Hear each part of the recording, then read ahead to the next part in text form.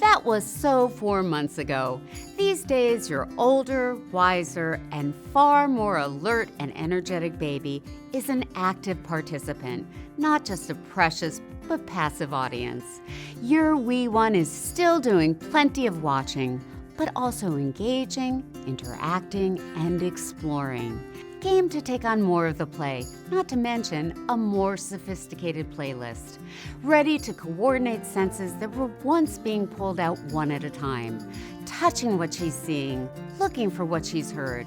And your little sponge is busily soaking up everything around her, rapidly filling her noggin with the smarts baby will need to figure out and take on the world. Here's how you can help. Cultivate the budding social butterfly in your baby by adding plenty of interactive action to his day. And not only with you, as fascinating as you still are in his adoring eyes.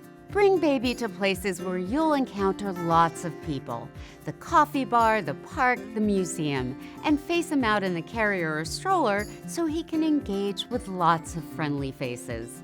Baby knows his way around a smile, of course, but it's time to start showing him some other basic social skills. Saying hi, waving bye-bye, blowing a kiss, saying please and thank you. Build cognitive skills by playing games that help explain concepts. Remember, baby's a surprisingly quick study. Fill a cup with water in the tub and let baby turn it over to teach cause and effect. Cover a favorite toy with your hands and then let her look for it to teach object permanence. See, there it is. Point out that the doggie's fur is soft, that the coffee is hot, the car goes fast, the ball is under the table. Identify your eyes, nose, and mouth, and babies too, and the teddy bears.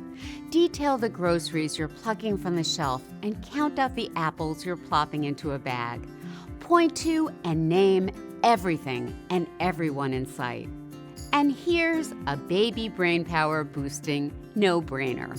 Build reading into baby's daily routine. He may be more wiggle worm than bookworm at first, or do more mouthing of the corners on the book than looking at the pages. But soon enough, your little one will begin to pay attention to the words as you read them. First to the rhythm and sounds of the words, later to the meanings. And he'll get an eyeful from the illustrations, enjoying the colors and patterns, eventually recognizing and pointing to images. Aim for a few minutes of reading twice a day, adding more time to story time as your baby becomes more receptive. Before nap, after lunch, after bath, and before bed are all good opportunities for a good book. But don't push the pages if he's all done after one. Reading should be fun, never a drag. As you rev up the interaction, though, don't forget to give your little sponge space. Of course your baby needs attention, and lots of it. But it is possible to get too much of that good thing. When stimulating attention crosses that fine line to hovering, your baby may miss opportunities to tune out of the parent channel and to tune in to other interesting sights and sounds. The friendly-looking fuzzy caterpillar on the toy bar, the pattern of light and shadow cast by the blinds, baby's own fingers and toes, a bird chirping, the pitter-patter of rain. By all means, engage your baby, maybe just not on an endless loop. Here's to stimulating baby the fun way.